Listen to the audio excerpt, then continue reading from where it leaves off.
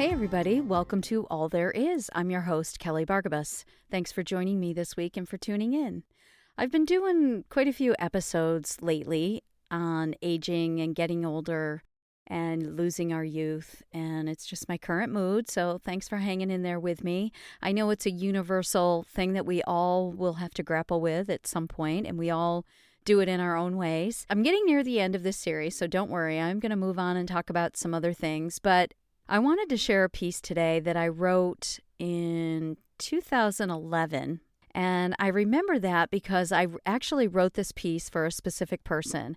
At the time, my mother-in-law, whose name is Marjorie Kubler-Black, was turning 80. She turned 80 on October 28th, 2011. She was born in 1931. She was born in southern New Jersey, I believe near Atlantic City, and she grew up there and spent most of her life there, raised her kids and in South Jersey, spent some time out on the North Fork of Long Island, all the way out at the very end, which is where she lived when I met her.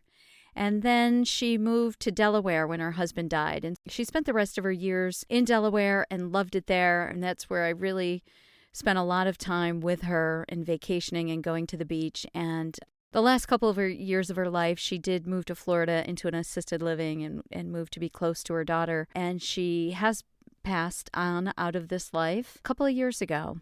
She left us, I think maybe at the beginning of 2020.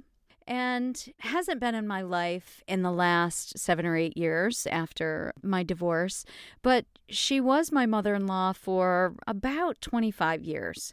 And I met her when I was really young. I met her when I was just barely 21 years old.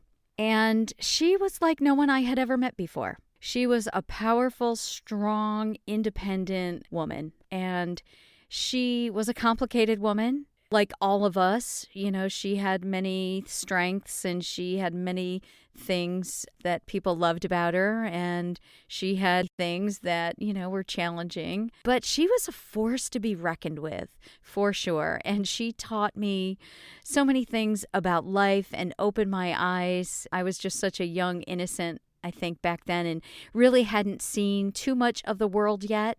And, she taught me simple things like how to make a kick-ass potato salad, which I still make her recipe today. And I think about her every time that I make it.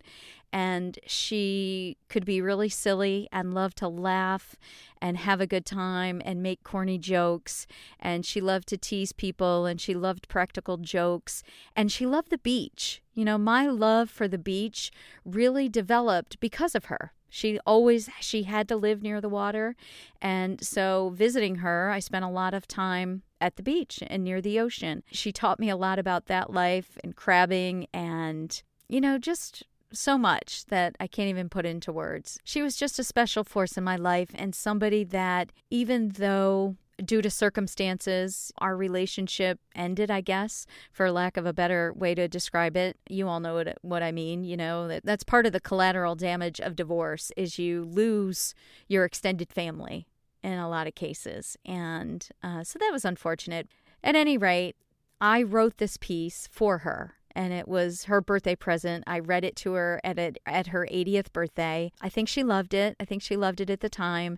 She was definitely who I had in mind when I wrote it. But I also knew while I was writing it that I was not only writing it for her, but I was writing it for myself as well. And of course, the closer I get to 80, I realize the sentiment in this piece more and more. It's just so true. So I hope it resonates with you, and I hope you enjoy it. It is called When I Look in the Mirror at 80.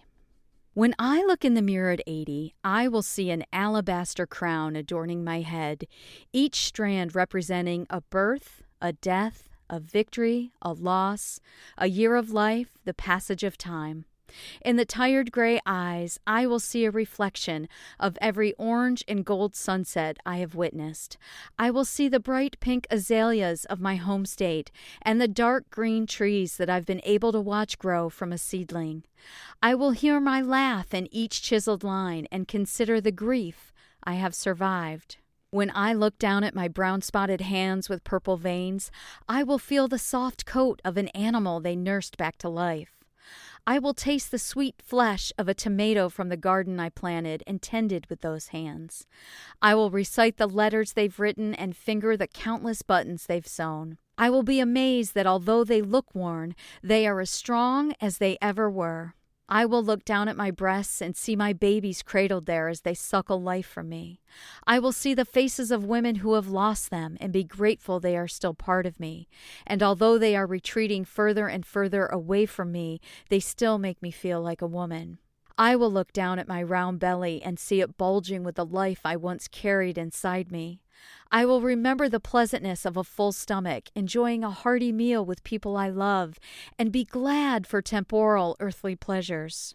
I will look down at my feet, anchored by toes with stubborn yellow nails, and I will see every inch of road beneath me as I walk to school, among distant lands and native streets, dance down aisles every mile of the journey. I will feel the gritty sand and cool water they have tasted. I will be amazed that although they ache under the weight of all they've carried, I can still place one in front of the other and move forward. When I look in the mirror at 80, I will see those who've gone before me. My mother's smile, my sister's cheeks, my brother's nose. I will relish the honor it is to carry the likeness of us, our family, into this age. I will recognize the young girl looking back at me and not be surprised that her spirit still inhabits this body. It is she who sustained me, to rise at dawn when I didn't think I could face another day, to stay awake all night when it was necessary. When I look in the mirror at 80, I will see me and realize that as long as there are sunsets and tomatoes, there is something to see. Rest in peace, Marjorie. I'll never forget you. I want to also mention that this particular piece of prose was published by the Mom Egg, which is a really cool journal that's published out of a group in New York City. And I think it was in their annual anthology in 2011 or 12. And I actually got to go to New York and read it at their launch party at this really funky, cool cafe called the Cornelia Street Cafe. It was awesome. Really special memory for me. Anyway, thanks for tuning in. You can go to kellybargabas.com and you can listen to old episodes. You could send me a note. You could like it, review it, share it, subscribe. It's free. Until we meet again, take care.